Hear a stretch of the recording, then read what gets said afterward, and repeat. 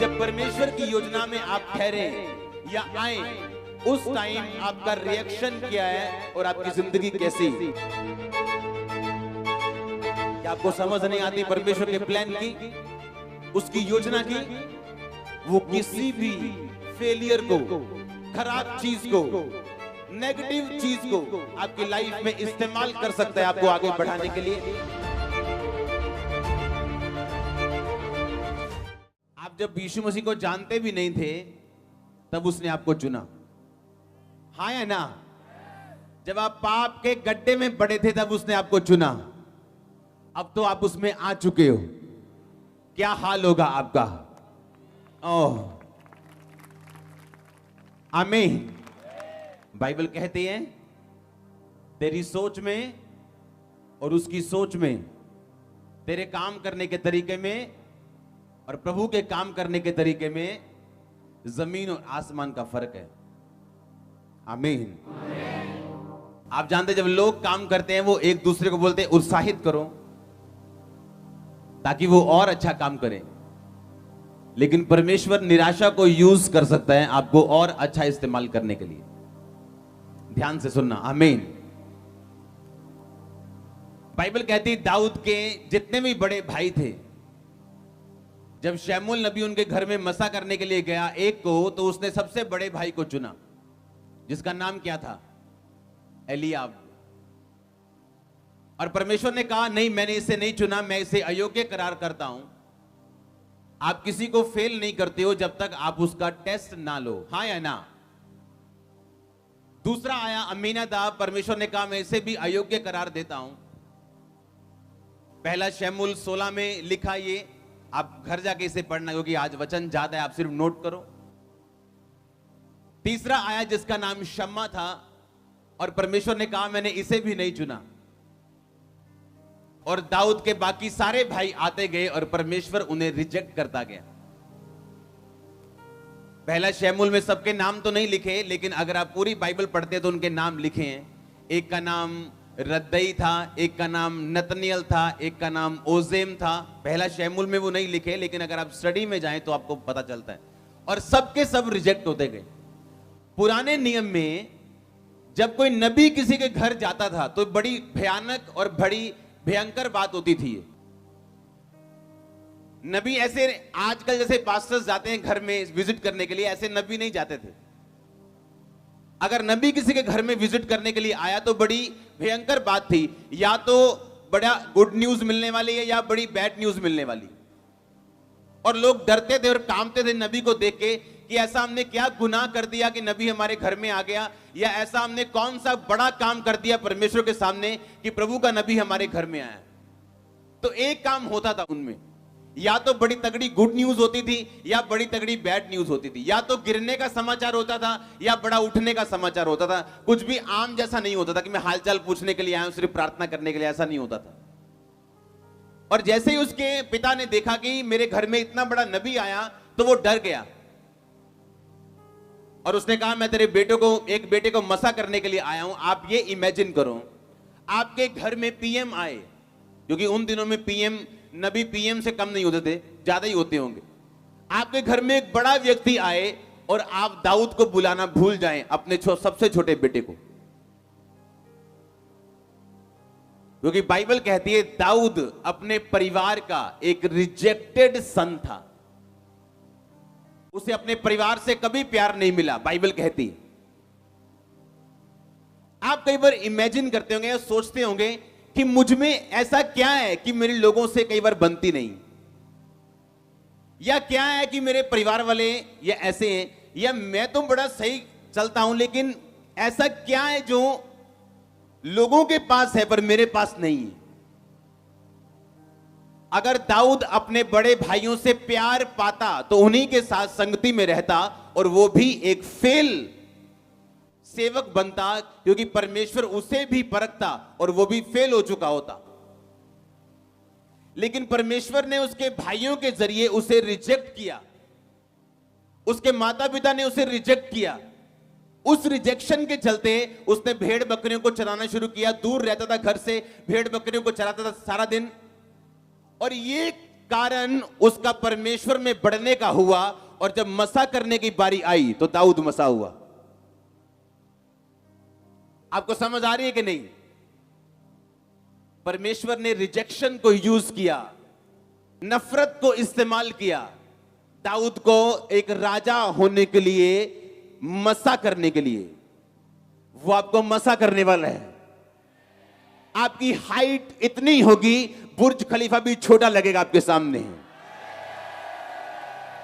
आप ध्यान से आज का वचन सुनना। परमेश्वर ने लिखा, गधे की जबड़े की हड्डी को इस्तेमाल किया सैमसन के द्वारा 1000 पुरुषों को मारने के लिए। जो एक तलवार नहीं कर सकी, एक गधे की जबड़े की टूटी हुई साइड पे पड़ी हुई हड्डी ने कर दिखाया जब वो सैमसन के हाथों में गई। आप चाहे गधे की जबड़ी के, उस जबड़े की हड्डी की तरह क्यों ना हो, रिजेक्टेड क्यों ना हो, दुनिया के लिए आप एक आम और आप एक गधे इंसान क्यों ना हो, जब आप परमेश्वर के हाथों में आने वाले हैं तो तलवारों को शर्मिंदा करने वाले हैं। ओ आमीन। मेरे ख्याल से ऊंचा और लंबा होना चाहिए, जितना आज तक नहीं हुआ चर्च। और मैं यीशु मसीह का दास होने के नाते आपकी लाइफ को मसा करता हूं कि जब आप परमेश्वर के हाथों में जाएं, गधे की जबड़े की हड्डी की तरह वो काम कर सके जो बड़े नहीं कर सके, जो अमीर नहीं कर सके, जो आशीषित नहीं कर सके, जो बने हुए नहीं कर सके, वो टूटे हुए कर पाएंगे यीशु मसीह के नाम में। अगर आमीन ऊंचा चर्च। आपको लगता है कि आपके परिवार ने आपको, मैं आपको बताता हूं अपनी टेस्टिमनी। आज मैं आपके सामने इसलिए खड़ा हूं क्योंकि मुझे अपने परिवार से वो सपोर्ट नहीं मिली जो एक लड़के को मिलती। मुझे लगना कि मेरे छोटे भाई को ज्यादा प्यार करते लोग, और अगर मुझसे प्यार करते होते और जब मुझ पे सताव आया तो मेरा छोटा भाई 2005 में 2004 में बपतिस्मा लेने के बाद बैक हो गया था, क्योंकि परिवार ने सताव छेड़ा। वो प्रेशर के नीचे आया क्योंकि परिवार से बनती थी, मेरी बनती कम थी। मैंने कहा मैं किसी की परवाह नहीं करता हूं, इसलिए मैं आपके सामने खड़ा हूं। आज मेरे परिवार की मुझसे ज्यादा बनती है। परमेश्वर ने कहा, उत्पत्ति 45 में लिखा, सुनो, आज सिर्फ सुनने का टाइम है। मैं कुछ आयतों को पढ़ूंगा ताकि जो कुछ प्रभु ने मुझे दिया मैं उसे आज खत्म कर पाऊं।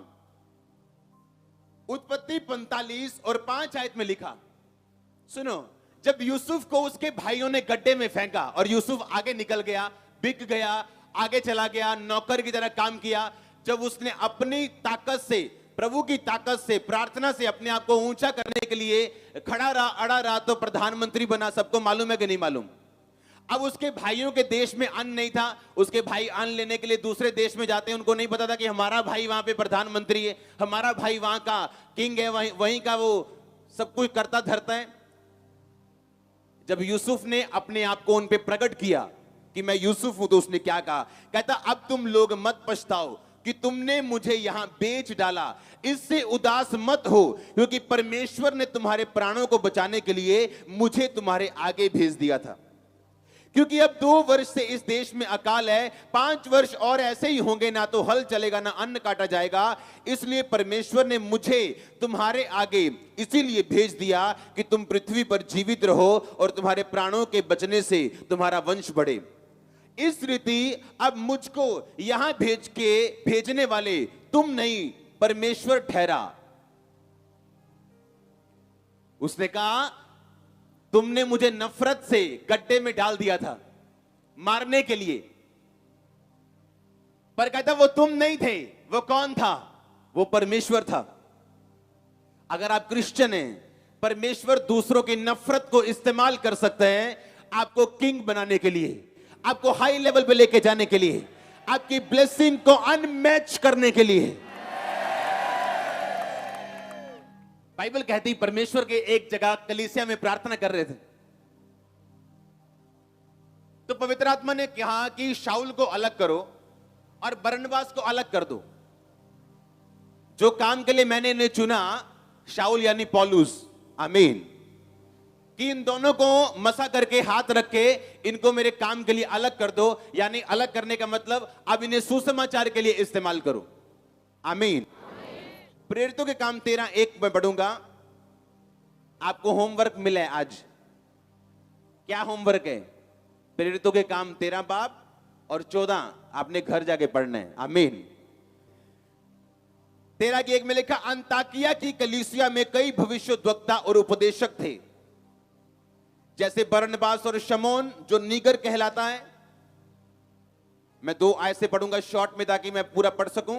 जब वे उपवास सहित प्रभु की उपासना कर रहे थे तो पवित्र आत्मा ने कहा, मेरे लिए बरनबास और शाऊल को उस काम के लिए अलग करो जिसके लिए मैंने उन्हें बुलाया है। तब उन्होंने उपवास और प्रार्थना करके उन पर हाथ रख के उन्हें विदा किया। वो पवित्र आत्मा के भेजे हुए सिलूकिया को गए और वहां से साइप्रस को चले और सलमीस में पहुंचकर परमेश्वर का वचन यहूदियों के आराधनालय में सुनाया। और उसके बाद एक मिरेकल हुआ। एक व्यक्ति जो परमेश्वर का विरोध करता था, पौलुस ने उसको अंधा किया, और जब उसने तौबा की, लोगों ने एक चमत्कार देख के विश्वास किया। उसके बाद बाइबल कहती है वो फिर से उसी देश में वापस आ गए, अंताकिया प्रांत में, शहर में वो वापस आ गए। आमीन। अब आपने ये बात ध्यान से समझना है। जब वो वापस आए, वहां पे परमेश्वर इस्तेमाल करता है मूर्ख चीजों को, फुलिश चीजों को, मरी चीजों को, आपको उस जगह, उस पटरी पे लाने के लिए जिसके लिए आप मसा किए गए। समझ रहे कि नहीं समझ रहे? परमेश्वर ने कहा पौलुस और बरनबास को क्या कर दो? अलग कर दो, इन्हें मसा कर दो, प्रभु के कामों के लिए इस्तेमाल करो। आमीन। आपने वचन बड़े ध्यान से समझना है। यह कौन सा इलाका? सलमीस। लिखा ये दोनों गए और सलमीस में प्रचार करके क्या किया? वापिस आ गए। अब परमेश्वर जानता था कि ये लोग ऐसे समझेंगे नहीं। बाइबल कहती जब ये वापिस आए और आगे नहीं गए, परमेश्वर ने सलमीस के लोगों को इस्तेमाल किया इनका विरोध करने के लिए। 50 आयत में लिखा, परंतु यहूदियों ने भक्त और कुलीन स्त्रियों और नगर के प्रमुख लोगों को उकसाया और पौलुस और बरनबास के विरुद्ध उपद्रव करके अपनी सीमा से निकाल दिया। सब बोलो आमीन। और वे अपने पांवों की धूल झाड़कर इकुनियम को चले गए। परमेश्वर ने लिखा इन लोगों को इस्तेमाल किया। 5 लोग खड़े हो जाओ, 5 आ जाओ। और इन लोगों ने इनका क्या किया? बस वहीं खड़े रहो। क्या किया? इनको धक्के मार के निकाल दो, यहां से निकालो, निकाल, धक्के मारो जल्दी जल्दी से। विरोध किया इनका, उधर को निकाल दो, धक्के मारो जल्दी, उधर उधर उधर उधर उधर उधर। अपने शहर में थोड़ी अब तुम दोबारा वापस भेजोगे। तुम्हें नफरत है कि अब मेरे शहर में ना रहे, भेज दो इनको, भेज दो। सुनो, ये आगे चले गए इकुनियम में, क्योंकि सलमीस के लोगों ने इनका क्या किया? विरोध किया। ये लोग समझ नहीं पा रहे थे कि परमेश्वर ने हमें अलग किया। ये एक जगह गए प्रचार करके फिर वापस आ गए वहीं पे। परमेश्वर ने कहा ये ऐसे नहीं मानेंगे। क्या किया? उनका आगे भेज दिया। लिखा ये इकुनियम को आ गए। जब ये इकुनियम में आए तो बाइबल कहती 14 बाब यहूदी और यूनानी, 2 तरह के लोगों ने इन दोनों के सुसमाचार पे क्या किया? विश्वास किया। अन्य जाति भी बचाए गए और यहूदी लोग भी परमेश्वर पे विश्वास करके क्या हुआ? बचाए गए। अब पौलुस नया था, बरनबास नया था, इनको मालूम नहीं या परमेश्वर की आवाज को इतना क्लियरली नहीं सुन सकते, तो परमेश्वर ने इस्तेमाल किया लोगों को कि इकुनियम में ऐसे नहीं जाएंगे। ये विरोध किया, लोगों ने धक्के मारा, क्या किया? बाहर करके कहां निकाल दिया? इकुनियम में। लिखा इकुनियम में बहुत से लोगों ने विश्वास किया। बहुत दिन तक वो इकुनियम में रहे, प्रभु के भरोसे पर हियाव से बातें करते रहे। प्रभु उनके हाथों से चिन्ह अद्भुत काम करवाकर अपने अनुग्रह के वचन पर गवाही देता रहा। हालेलुया। लिखा जब नगर के लोगों में फूट पड़ गई कितने यहूदियों की और कितने प्रेरितों की ओर हो गए, और अन्य जाति और यहूदी उनका अपमान और पथराव करने के लिए सरदारों समेत उन पर दौड़े, और वो लुस्त्रा और दिरबे नगर में और आसपास के प्रदेशों में भाग गए। अब 5 जने खड़े हो जाओ। अब वो किस शहर में प्रचार कर रहे हैं? इकुनियम में। अब ये लोगों ने क्या किया? इनके क्या हो गए? विरोधी। लिखा आधे लोग तो प्रेरितों की ओर हो गए, आधे लोग तो यीशु मसीह को मान गए, आधे नहीं माने, उन्होंने विरोध किया। और क्या किया इनको विरोध करके? धक्के मारो मारो मारो मारो धक्के। सुनो बस, लिखा वो कहां पहुंच गए? कहां पहुंच गए? लुस्त्रे और दिरबा नगर में। हां, अपनी अपनी जगह खड़े रहना, पांचों अपने अपने एरिया पे खड़े रहना, 5 उस एरिया में, 5 इसमें। कहां पहुंच गए? लुस्त्रा और दिरबे में। लिखा लुस्त्रा में एक आदमी बीमार था जो जन्म से कभी नहीं चला था, और पौलुस ने उस पे हाथ रख के उसे क्या किया? पौलुस ने फिर दिरबे नगर में जाके कलीसियाओं को स्थापित किया, बहुत से लोगों को सुसमाचार सुनाया, और लिखा बहुत से लोग परमेश्वर में आए और लोगों ने परमेश्वर पे यकीन किया। आमीन। कितने मेरी बात को समझ रहे हैं? अगर आप 14 बाब की 21 आयत को पढ़ें तो लिखा वो उस नगर के लोगों को सुसमाचार सुनाकर बहुत से चेले बनाकर फिर लुस्त्रा, इकुनियम और अंताकिया को लौट आए। हालेलुया।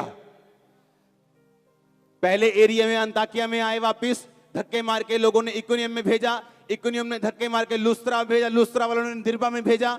जब सब जगह काम खत्म हो गया तो लिखा वो फिर से अंताकिया में क्या चले गए?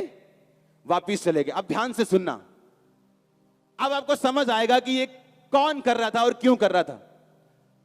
जब आपका कोई दुश्मन बनता है तो वो आपको छोड़ता नहीं। हां, अब सुनो, अब ये जहां से विरोध खाके भागे थे वहीं वापिस आए, और इन लोगों ने कुछ नहीं कहा। सुनो सुनो ध्यान से, अब सुनो। अब लिखा,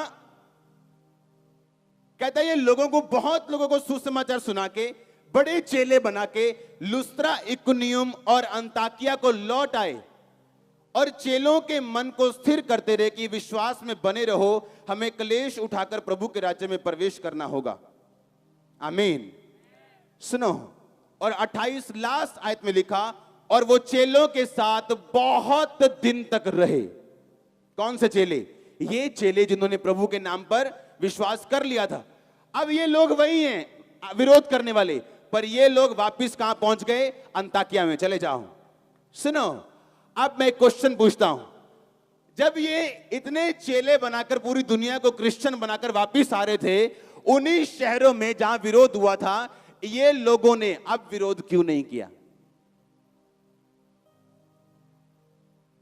क्योंकि वो परमेश्वर का इंतजाम था। आमीन। वो परमेश्वर का इंतजाम था। प्रभु पता था प्रभु को कि ये दोनों नए विश्वासी, नए सेवक जो मेरी आवाज को पहचानते नहीं, टाइम लगता है प्रभु की आवाज को पहचानने में, सुनने में, परमेश्वर ने विरोध का इस्तेमाल किया। इमेजिन करो अगर ये दो पौलुस और बरनबास उठ जाओ, अगर अपने भाइयों को बोलते, ले अभी मित्रा तू डंडे चुकला, तू गंडासी लाया, हां तू तलवार चुकला भी, जे आए विरोध करन दे छड़ना नहीं हो। हां, और पूरी लड़ाई होंगी, दे तेरे दी एक नंबर दी है, क्या होता? हो सकता है ये जीत जाते, इनको भगा देते, हां, पर यहीं रहते, आगे ना जाते, आगे ना जाते। परमेश्वर ने क्या किया? यूज किया इन लोगों को। जिसने सेंस बनाई वो सेंसलेस नहीं, जिसने कान, सुनो, जिसने कान बनाए वो बहरा नहीं, जिसने आपको नाक दिए हैं वो भी सूंघ सकते हैं, जिसने आपको आंखें दी हैं वो भी देख सकते हैं। सुनो, तो जिसने सेंस बनाई है वो सेंसलेस नहीं है कि आपको बोले कि अपने दुश्मन से प्यार करो। क्यों करूं मैं अपने दुश्मन से प्यार? जो मेरे खिलाफ बुरी बातें बोले, झूठी बातें फैलाए, जानबूझ के मुझे उकसाने की कोशिश करे, मैं क्यों उससे प्यार करूं? परमेश्वर कहता है उससे प्यार कर, क्योंकि तेरे दोस्त तुझे वहां नहीं पहुंचा सकते जहां तेरे दुश्मन तुझे लेके जा सकते हैं। तेरे दोस्त वहां तुझे लेके नहीं जा सकते। आप सोचो, दिरबे लुस्त्रा नगर का एक बंदा, 14:8, जो पांव का निर्बल था, जन्म से लंगड़ा था, कभी ना चला था। और 10 आयत में लिखा, पौलुस ने कहा अपने पांव के बल सीधा खड़ा हो, और वो उछल कर चलने लगा। और लोगों ने पौलुस का ये काम देखकर ये कहा कि देवता मनुष्यों के रूप में हमारे पास उतर आए। सुनो, लुस्त्रा नगर का बीमार बीमार रहता सारी उम्र, क्योंकि बाइबल कहती वो जन्म से बीमार था। वो जन्म का बीमार अपने मरण तक बीमार रहता अगर ये लोग पौलुस और बरनबास को मार के आगे ना भेजते। तो अभी भी आप अपने दुश्मनों से बदला लेना चाहते हो, उनके खिलाफ प्रार्थना करना चाहते हो, उनकी बातें करना चाहते हो, वो आपके हेल्पर्स हैं। जहां आपके दोस्त आपको नहीं लेके जा सकते, वो आपको लेके जा सकते हैं। आज इस चर्च में ऐसे पास्टर्स हैं जो इस चर्च के साथ जुड़े, इसलिए नहीं कि वो मेरी प्रीचिंग सुन के आए, वो मेरा नाम बुरे रूप में सुन के आए थे, पर यहां पे आने के बाद कुछ और निकला और वो यहीं रह गए, अब सालों से यहीं है। आमीन। मैं क्वेश्चन पूछता हूं, अगर ये इनके विरोधी थे, इनके दुश्मन थे, तो बाइबल कहती जब ये वापिस आए और बहुत दिन तक वहीं रहे, वापिस आके, फिर ये लोग कहां थे? क्या इनको मालूम नहीं था पौलुस आया? क्या इनको मालूम नहीं था कि बरनबास आया? तो फिर ये लोगों ने विरोध क्यों नहीं किया? आप जब धोखा खा जाते हैं और प्रभु की प्लानिंग को अपनी स्पिरिचुअल आईज, अंदरूनी आंखों से पहचान नहीं पाते, तब आप धोखा खाते हैं। आपको ये दुश्मन लगते हैं, वो दुश्मन लगते हैं, पर वो आपके क्या हैं? हेल्पर्स हैं वो। अब इनको मालूम नहीं था क्या करने। प्रभु ने मसा किया, ये एक नगर में प्रचार करके वापस फिर वहीं आ गए। परमेश्वर कहता नहीं नहीं, ऐसे नहीं मानेंगे ये लोग। परमेश्वर ने विरोध का इस्तेमाल किया, धक्के मार के आगे किया। इकुनियम में गए, सुसमाचार सुनाया, आधे लोग बचे, आधे लोग विरोधी हो गए, धक्के मारे, आगे गए। एक बार पौलुस को मार दिया, उसको पत्थरवा कर दिया। चेले जब फिर पौलुस के पास खड़े हुए, पौलुस फिर खड़ा हुआ, लुस्त्रा में गए, दिरबा में गए, और लिखा सब जगह चेले बना के वापिस आए, उसी शहर में जहां से निकले थे। अब उसी शहर में बहुत दिनों तक रहे, फिर चेले बनाए और किसी ने विरोध नहीं किया। आप जब धोखा खाते हैं, शैतान आपको धोखा तब देते हैं जब आप समझ आपकी स्पिरिचुअल घास चरने चल जाती। एक लड़की थी,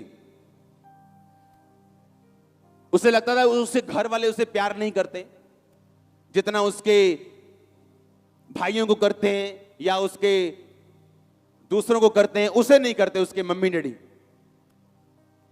अब चर्च आई, अच्छा प्रभु मुझसे प्यार करते हैं, लेकिन परमेश्वर भी आपको परखते हैं। आमीन। आप चर्च आए हो या प्रभु को अपना जीवन दिया, ये पहला स्टेप है, आखिरी नहीं। हां, आपको किसी ने गवाही दी, चर्च जाओ, परमेश्वर आपके काम करेगा, आपकी लाइफ में ये काम होगा। आप चर्च आए, ये पहला स्टेप है, उसके बाद आपकी परख बाकी है। आमीन। अब जब वो चर्च आई, उसने देख लिया परमेश्वर मुझसे प्यार करते हैं, पर जब परमेश्वर ने उसके परख की, और कई बार चर्च से भी आपको प्यार नहीं मिला क्योंकि परमेश्वर नहीं चाहता, एक लड़के के साथ भाग गई वो, जबकि उसकी कॉलिंग एक पास्टरल मिनिस्ट्री की थी। अब वो एक आम औरत है। आम औरत होना पाप नहीं, एक आम औरत को परमेश्वर पास्टर की तरह यूज कर सकते हैं, लेकिन अगर आपकी भुलाहट एक पास्टर की है तो वो प्रॉब्लम है। कितने समझ रहे हैं? अगर आपको नहीं पता, परमेश्वर आपकी फैमिली की रिजेक्शन को, आपके दोस्तों की नफरत को, आपके समाज के विरोध को आपको बनाने और आगे लेके जाने के लिए इस्तेमाल कर सकता है, तो फिर आप धोखे में, अगर आपको यह नहीं पता तो।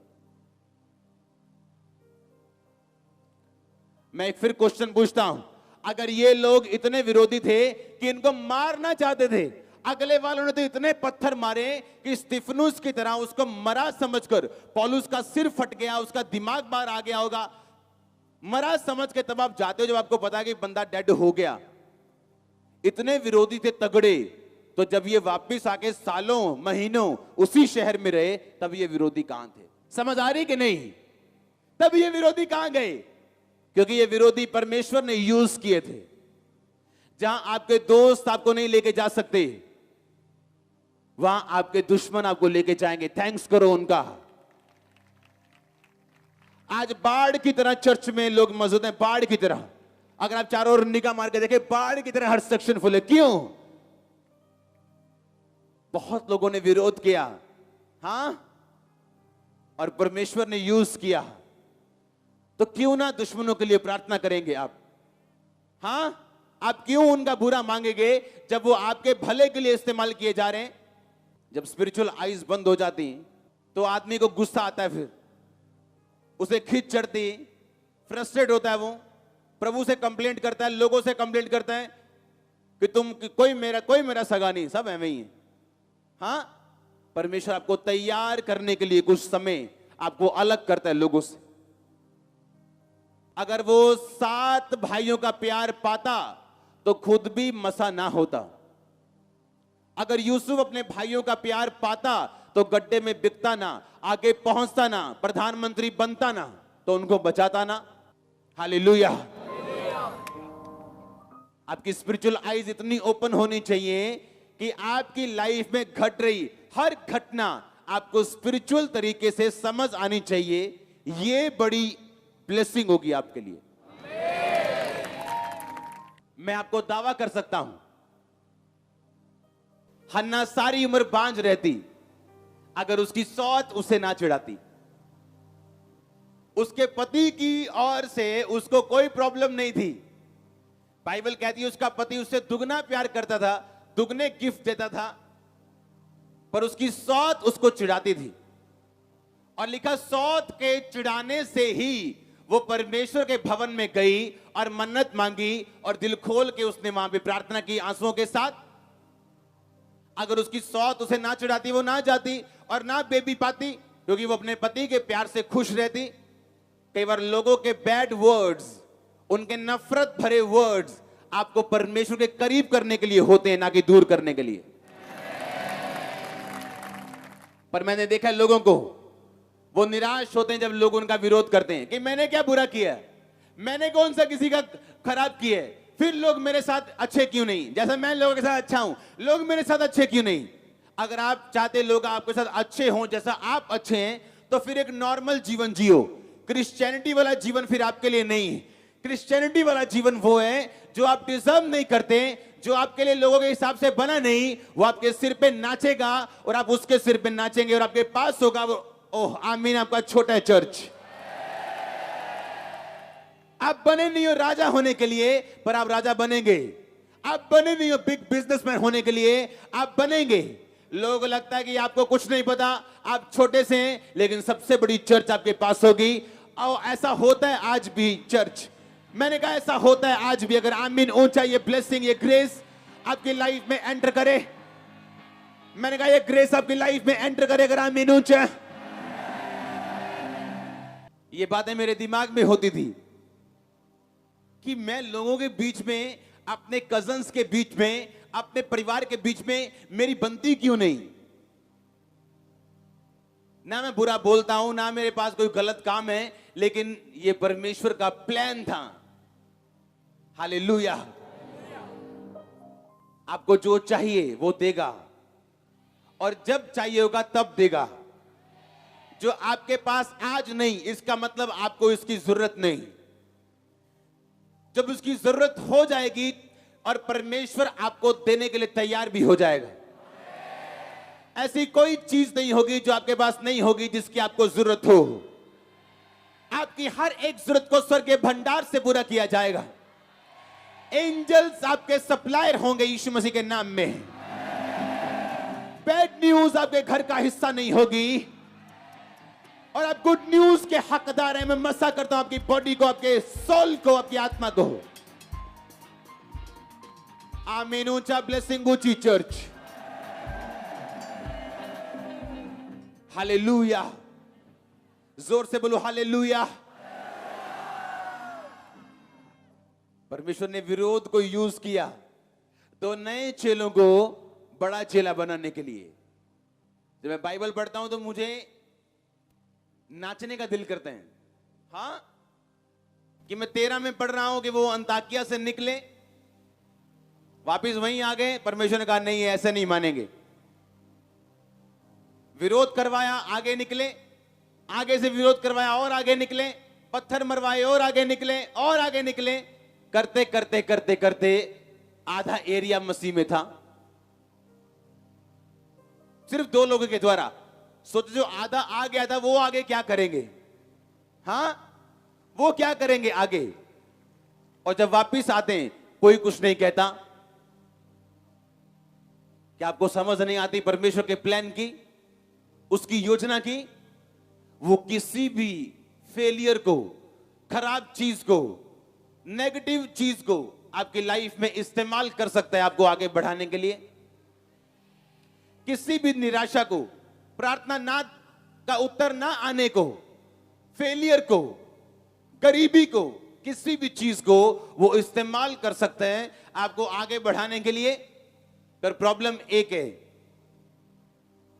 कि जब परमेश्वर की योजना में आप ठहरे या आए, उस टाइम आपका रिएक्शन क्या है और आपकी जिंदगी कैसी है।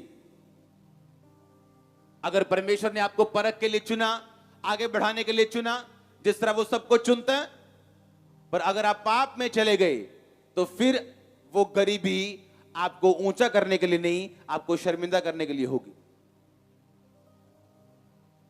फिर वो परीक्षा आपको ऊंचा करने के लिए नहीं, आपको नीचा करने के लिए होगी। आप कैसे जान सकते हो कि आपकी जो परीक्षा हो रही है, क्या वो मुझे ऊपर करने के लिए या नीचे करने के लिए? एक ही बात से आप जान सकते हो। अगर आप पाप में हो तो नीचे होने के लिए हो, अगर आप पवित्रताई में चल रहे हो तो ऊंचा होने के लिए हो। अगर आप पवित्रताई में हो और पोतीफर की पत्नी से, इस तरह यूसुफ ने सोने से मना कर दिया, गलत काम करने से, अगर आप भी कंट्रोल में हो, पवित्र आत्मा के चलाए चल रहे हो, तो वो अपनी योजना को पूरा करेगा टाइम के ऊपर। लेकिन अगर आप बहक जाएं ये सोच के कि परमेश्वर माफ करने वाला परमेश्वर है, कोई बात नहीं, 1-2 बार गलत काम कर दिया तो क्या हो गया, वो माफ तो आपको कर देगा, पर आपकी वो प्लानिंग पूरी नहीं होगी जिसके लिए प्रभु ने आपको बुलाया। यीशु मसीह ने कहा तू सिद्ध बन जिस तरह तेरा स्वर्गीय पिता क्या है, सिद्ध है। वो बोलते हैं नहीं जी, इंसान परफेक्ट नहीं हो सकता। हम इंसान है ना, गलतियों का पुतला है ना, परफेक्ट नहीं हो सकते। बाइबल कहती है आप परफेक्ट हो सकते हो। यीशु मसीह ने कहा तुम सिद्ध बनो, तुम परफेक्ट बनो जिस तरह तुम्हारा स्वर्गीय पिता क्या है, सिद्ध है। जिस तरह तुम्हारा स्वर्गीय पिता परफेक्ट है, तुम भी इस पृथ्वी पर रह के परफेक्ट बन सकते हो। आमीन। एक भेड़ की खासियत है कि अगर वो गड्ढे में चली जाए मर जाएगी, लेकिन गड्ढे से बाहर आने का प्रयत्न छोड़ेगी नहीं।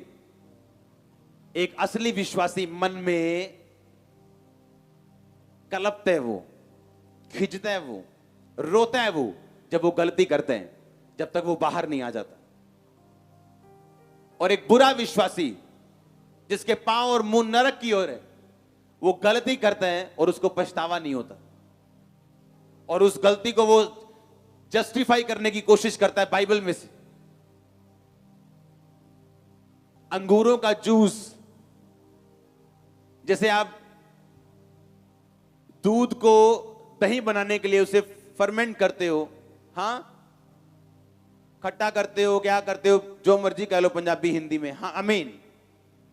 उसी तरह से दाखरस को, अंगूरों के जूस को भी फर्मेंटेड किया जाता था, और वो अल्कोहलिक नहीं होते थे,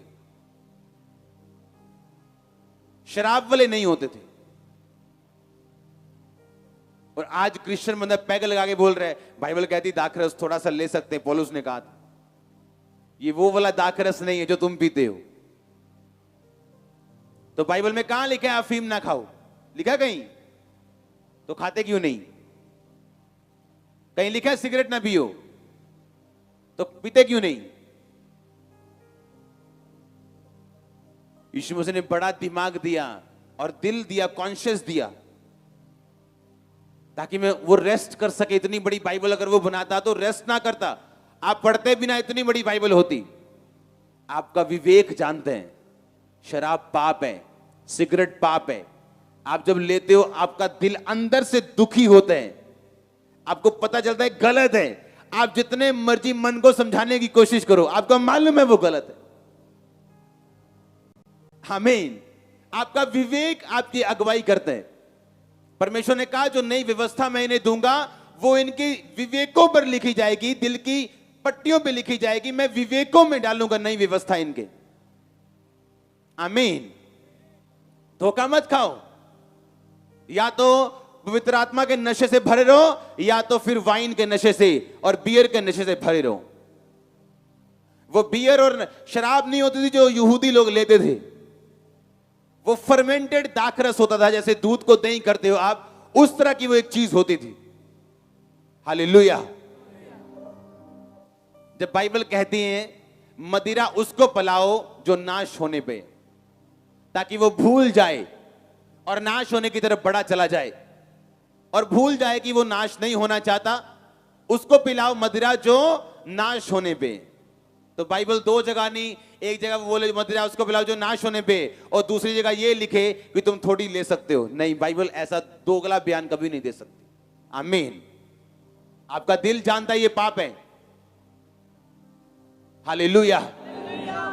और जब तक आप शारीरिक रीति के साथ परफेक्ट नहीं होंगे आत्मा में, आप आत्मिक रीति के साथ जब चलते हैं परमेश्वर में और परफेक्शन लेते जाते हैं, आपकी शांति बढ़ती जाती है, आनंद बढ़ता जाता है, मसा बढ़ता जाता है, आपको लाइफ इजी लगने लगती है, और आप बड़े काम भी आराम से करने लगते हो, क्योंकि ग्रेस आप हासिल करते हो जब आप परमेश्वर में साथ साथ चलते हो। आमीन। इंसान धोखा तब खाता है जब वो अपने आसपास की घटनाओं को, अपने लाइफ के फेलियर्स को, कि अगर प्रभु ने मुझे वीजा नहीं दिया, पर इसका मतलब ये नहीं वो देता नहीं। मैंने चर्च में लाखों गवाहियां सुनी। हाँ, अगर प्रभु ने मुझे हील नहीं किया अब तक, इसका मतलब ये नहीं वो हील करता नहीं, क्योंकि चर्च में मैं अपनी आंखों से देखता हूं, तो इसका मतलब परमेश्वर का कोई गहरा मकसद है उस परीक्षा के पीछे। और जब आप समझ जाते हैं और उसे आत्मिक रीति के साथ समझते हैं, आप फिर 6 महीने में बोलते हैं वाह, अच्छा हुआ मैं तब हील नहीं हुआ, आज हुआ। नहीं तो मैं यहां ना होता जहां बैठा हूं, मैं वहां ना होती जहां बैठी हूं। लोग गिरते हैं जब वो निराश होते हैं, पाप में जाते हैं जब वो निराशा में होते हैं। ठंडी लाइफ होती है उनकी। आपकी लाइफ का सबसे ठंडा टाइम, आपको जब ठंडा लगे,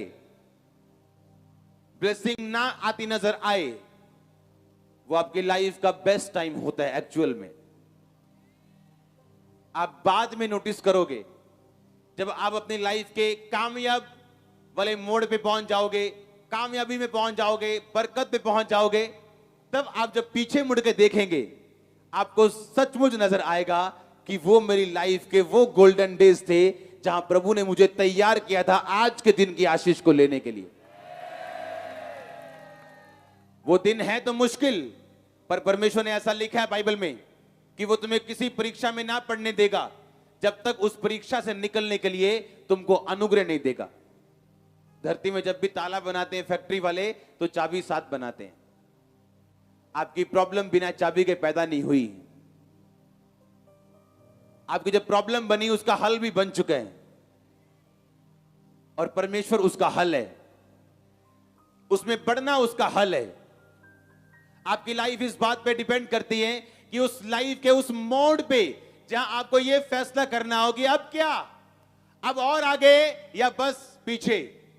अभी भी बरकत नहीं है, अब क्या, अब और आगे प्रभु में बढ़ना है या बस करूं।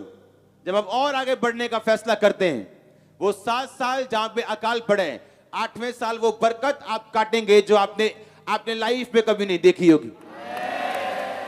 आपकी लाइफ का जो वर्स्ट नाइट है, सबसे बुरी रात है, जहां आपको लगता है कि आप एक कदम भी अब आगे नहीं बढ़ पाओगे, अगली सुबह आपकी लाइफ की सबसे अच्छी सुबह होगी।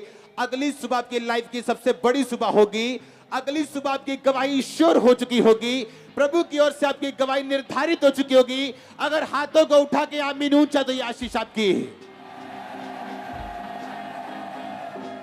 हालेलुया। जब इन्हीं चीजों को आप समझ जाते हैं, मैं नहीं कहता हूं समझना या चलना, समझना आसान है लेकिन चलना मुश्किल है। लेकिन जब आप आदत डाल लेते हैं, आप जब फौजी की ट्रेनिंग को दूर से देखेंगे तो आप हाथ खड़े कर देंगे, लेकिन जब आप करना शुरू करते हैं रोज, आपको उस ट्रेनिंग की आदत पड़ जाती है। आमीन। आपको आसान लगने लगती है कुछ दिनों के बाद। आप अपनी लाइफ को मैनेज कर लेते हैं। ये मैं देखूंगा, ये नहीं देखूंगा, ये करूंगा काम, ये नहीं करूंगा, यहां जाऊंगा, यहां नहीं जाऊंगा, इससे मिलूंगा, इससे नहीं मिलूंगा। आप मैनेज कर लेते हो और तब आपकी लाइफ स्टार्ट होती है मसीह में। अगर आप कॉन्शियस नहीं हो अपनी स्पिरिचुअल लाइफ के लिए, आप कहीं नहीं जा रहे हो। अगर विवेक आपका काम नहीं कर रहा, ध्यान आत्मिक जिंदगी की तरफ नहीं है, तो आप कहीं नहीं जा रहे हो। डरो मत, चुपचाप खड़े रहो, खुदा की नजात के काम देखो। आमीन। डरो मत, चुपचाप खड़े रहो। एक टाइम है जब भाइयों की निगाह में दाऊद मूर्ख था और यूसुफ मूर्ख था कि क्या ये मूर्ख है, साढ़े विच आके रले था। परमेश्वर जो देता है वो परमानेंट है। बिना लिखा, जब यहोवा आशीष देते हैं उसमें दुख नहीं मिलाता। लिखा तो अपने दाख रस अपने कुंड में से तू पीने पाएगा, अपनी कमाई को खाना पाएगा, तू धन्य होगा, तेरा भला होगा, तेरे बालक तेरी स्त्रियां फलवंत दाखलता और तेरे बालक मेज के जलपाई के पौधे से होंगे। सुन, जो यहोवा का भाई मानेगा वो ऐसी ही आशीष पाएगा। हालेलुया। डिसाइड करना है कि मेरे आसपास हो क्या रहे।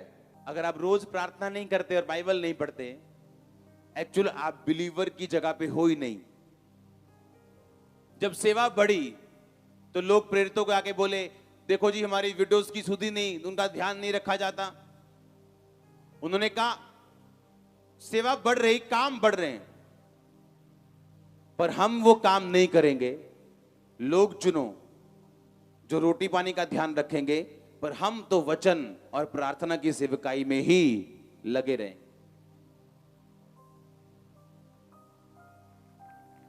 आमीन। कि हम प्रार्थना और वचन की सेवकाई में ही लगे रहेंगे। जब दिसंबर नजदीक आते हैं तो अगर आपकी स्पिरिचुअल आईज ओपन हो तो ये प्रभु में इतना बढ़ने का टाइम है। हालेलुया। ताकि वचन और प्रार्थना की सेवकाई, उन्होंने कहा कुछ भी हो जाए, सेवा जितनी मर्जी बढ़ जाए, लेकिन सेवा बढ़ने का मतलब ये नहीं है पास्टर क्या कर रहे हैं, दिन रात विजिट चल रही है जी, फलाना नाराज ना हो जाए। आप जानते हैं पास्टर्स लोगों को लोग अपने बर्थडे के लिए बुलाते, बर्थडे केक कटवाने के लिए।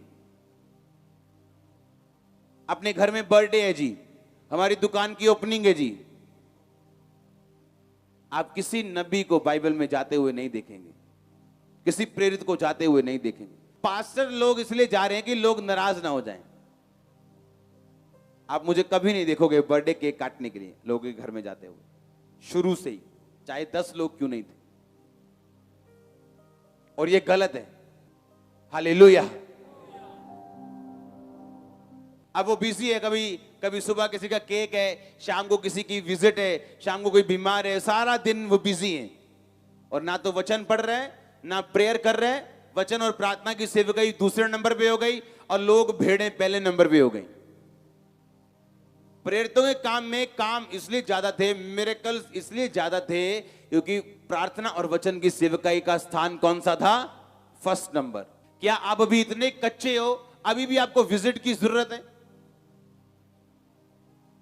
हालेलुया। जो ऑयल आप लेके जाओ वो विजिट ही है। वो दुकान पे लगाओ और शुरू करो उसे, आप बिजी होंगे। आमीन। केक पे लगा दो और काट लो यीशु मसीह के नाम में। जिनके अंदर दुष्ट आत्मा है, खेलने लगेंगे लोग। आमीन। आपको बिलीव करना होता है और सपोर्ट करना होता है जिस सेवा को प्रभु ने आपके लिए चुना हो। आमीन। अपने पड़ोसी को बोलो, आसपास के माहौल को पहचान जो परमेश्वर तुम्हारी जिंदगी में कर रहे हैं। तेरा भला होगा जब तू उस माहौल को पहचान के प्रभु के हिसाब से चलेगा। आमीन। जोर से बोलो आमीन। आप समझ रहे कि नहीं? फिर आप दुश्मन को दुश्मन की निगाह से नहीं देखोगे, नफरत नहीं करोगे। फिर यीशु मसीह के वचन आपको याद आएंगे। अच्छा, इसलिए परमेश्वर ने कहा अपने दुश्मन से क्या कर, प्यार कर, क्योंकि ये तेरे क्या हैं, डिवाइन हेल्पर्स हैं। जहां तेरा दोस्त तुझे लेके नहीं जा सकता, चाहे वो लेके जाना चाहता हो फिर भी लेके नहीं जा सकता, उसके बाद पावर नहीं।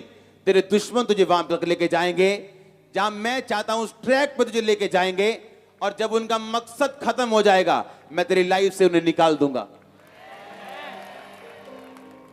सोचो अगर पौलुस एक संस्था बना के डंडे देता, उनको तलवारें देता और बोलता आलंद देख दिया उनके डांद, तो वहीं रहते अंताकिया में ही। बोरिंग सेवा हो जाती उनकी। मैं नहीं जानता कि हर संडे उन्हीं 50 लोगों को पास्टर क्या क्या प्रचार करते हैं, मुझे नहीं पता।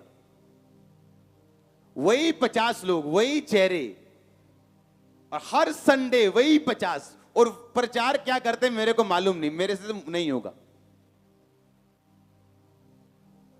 अगर वो ग्रो कर रहे हैं, अगर भेड़ स्वस्थ हैं तो बच्चे देगी।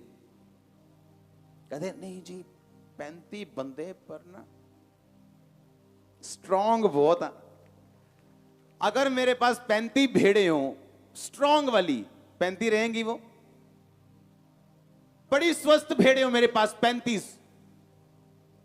क्या 35 रहेंगी वो? क्या बच्चे नहीं देंगी? क्या उनके बच्चों के बच्चे नहीं होंगे? तो आप वही हो, बच्चों के बच्चों के बच्चों के बच्चे हो। आमीन। अगर मैं कहूं 35 भेड़े हैं मेरे पास पर बड़ी स्ट्रांग है, तो लोग पूछे 10 साल से 35 क्यों है, वो बच्चे क्यों नहीं दिए उन्होंने? आप बोलते हो आप अच्छे चरवाहे हो, आपने अच्छा खाना दिया, अच्छा वर्ड दिया, आपने उनको चंगा किया, उनको मसा किया, उनको बचा के रखा शैतान के अटैक से, उनके लिए प्रार्थना की, तो फिर उन्होंने बेबीज पैदा क्यों नहीं किए? आप हेल्दी कलीसिया हो, आप स्वस्थ भेड़े हो, आपके मुंह से प्रचार निकलेगा ना चाहते हुए भी। आपने टेस्टिमनी सुनी कि हम बेबी चाहते नहीं थे, लेकिन फिर भी वही हुआ जो बेबी बॉय हमें चाहिए था। अपने हाथों को उठाओ, बोलो पवित्र आत्मा मुझे समझने की शक्ति दे जो मेरी जिंदगी में हो रहा है, ताकि मैं शैतान के द्वारा भरमाया ना जाऊं और तेरी मर्जी को पूरा कर पाऊं। मांगो यीशु मसीह के सामर्थी नाम में।